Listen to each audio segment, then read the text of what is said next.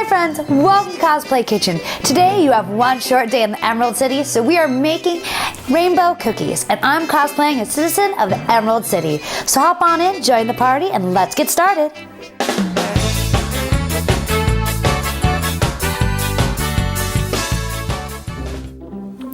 First thing we're going to do is we are going to whisk together our dry ingredients. Our baking soda, and our salt, and our flour. The reason that we whisk these together is to help make sure it's evenly distributed and to break up any lumps that are inside of our dry ingredients. Once they're all well mixed together, we're going to go ahead, grab our sugar, our butter, and our shortening, and we're going to start putting it into the mixer. Most recipes will call for your butter to be softened. If you have a strong mixer like a KitchenAid, we're going to start this out on low. It's okay to have it cold. I actually, for cookies, prefer for it to be cold. That way, it's going to help create a little bit better of a texture as the sugar begins to go and punch holes inside of the butter. Now that it's started to mix together a little bit better, we're going to turn it up a little bit higher and allow it to beat in. Just when it starts to soften, we're going to turn it down. We're going to scrape the sides, and we're going to begin to add in our eggs. We're going to add the eggs in one at a time. The reason we add them in one at a time is because eggs have an emulsifier called lecithin in it. That way, we can take a fat and a liquid, like the butter we have right now, and the extracts we're going to be adding in a little bit later, and that lecithin helps to create an emulsion, making sure that the fat and the liquid will go and mix together. Kind of think like when you have a salad dressing that you have to shake a little extra hard. Now that we have both of the eggs in, we can add in both our vanilla and almond extract. We're now going to add in our dry ingredients in 3 parts. The reason that we do it in 3 parts is not only so we don't make a mess, also that way we're going to evenly distribute the flour and not have any dry spots within our cookies, because that's not appetizing. Alright, first thing you need to do is to divide your dough up in 4 even pieces. Now, most of the time when people are going and making multicolored cookies, they have 3 main issues. The first issue is that food coloring is messy. Second issue is that a lot of recipes will tell you to knead the dough to incorporate the food coloring. This is going to go and create gluten, and gluten, as we've talked about in previous episodes, tends to make your cookie tough. While you might want to be a tough cookie, you don't want to eat a tough cookie. And finally, making the layers even. So in order to help combat this, we're going to be putting each of our chunks of dough into a plastic bag. Always start out with red. We're using red gel food coloring. Use gel and not the liquid, because the liquid is going to change the consistency of your cookie. And I said start with red because red, you always need more red than you will need of any other color. So if you start with red, you're going to have a little bit of an idea of how much you're going to need for the other cookies. So you're going to take the bag with the red food coloring, and we are going to fold it over. And as we fold, we're going to keep the top open. The reason we are going to keep the top open is that's going to keep it from popping itself and getting everywhere. So we're going to fold it over in the bag, keeping our hands nice and neat. So once we have it distributed across the dough, we're going to go ahead, squeeze out as much of the air as we can, seal it up as tight as you can, and we're going to begin to just gently work the dough to spread across all of that food coloring. All right, now that we have it nice and evenly distributed, you're going to notice that there's still some swirls and it's not 100% even. That's okay. When you slice your cookie, no one is going to notice. We're then going to take a rolling pin and make sure that the layer is nice and even, again, with the bag sealed. So don't put too much pressure or it's going to end up popping out on one side and making that big mess we were trying so hard to avoid. Once you get it nice and even, you're gonna wanna put it in the refrigerator for bare minimum 1 hour. The colder that this cookie is when you stack it, the cleaner and neater those layers are going to look. Beautiful. Now it's nice and even. We're gonna get it in the freezer and do this 3 more times.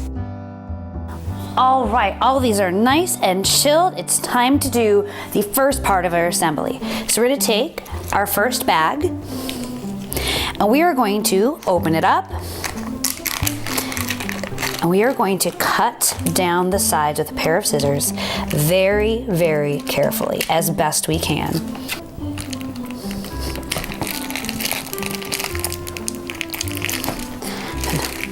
Once it's nice and flat and fully open, it's time to move on to the next one. I got this idea from rationing during World War II. During World War II, housewives had to switch from butter to margarine. And the margarine, I can't remember why, although it was white, they wanted to see it as yellow. But they couldn't sell it as yellow. So in order to go ahead and make it feel like home, feel like butter, and have that comfort during these wartime rationings, there was a little packet of yellow coloring. The housewives would take it home, they would knead the packet, and poof, something that looks, although doesn't exactly taste, like butter. Now that all of our dough is cut, we are going to now begin to stack it to get those layers. And since it was all done with the same exact size, it should line up fairly neatly for us. The great thing about this idea is this is a technique. It can be applied to do colors for just about anything. Favorite sports team, schools, graduations, themed birthday parties. That is what's fantastic about it. All right, obviously this brick is entirely too big for these cookies. So we're gonna go right down the middle with a very clean, sharp knife and give it one nice clean slice. This is why you want it to be so extraordinarily cold. Then we're gonna wrap these up in saran wrap and we're gonna refrigerate them once again. Not nearly as long, but just long enough for you to set your oven to 450 degrees. So we're going to go stack them as neatly as we can, wrap them up, press them down just a little bit, roll it over to the next side, press them down just a little bit, roll them once more, press them down, and tightly bring over each side, and give each side one more good press to make sure that all of the layers adhere as nicely as they can. So back into the refrigerator for about 10 minutes. All right, our oven is at 400 degrees. So we're going to go ahead and unwrap our block O cookies. And we are going to open it up to the side that was not cut earlier. That side is not terribly smooth. It might have, as you can see on mine right here, some incomplete parts. We are going to slice off that edge so that way we can have a nice, beautiful cookie.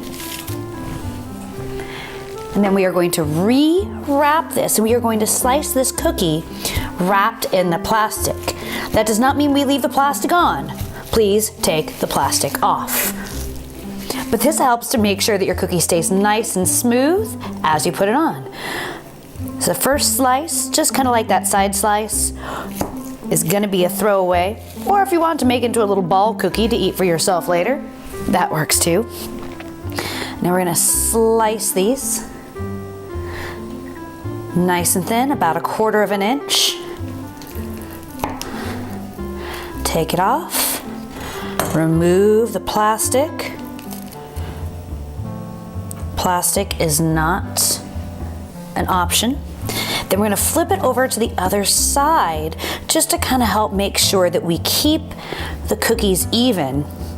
If you continue to just cut from one side, your layers are going to start to look a little weird.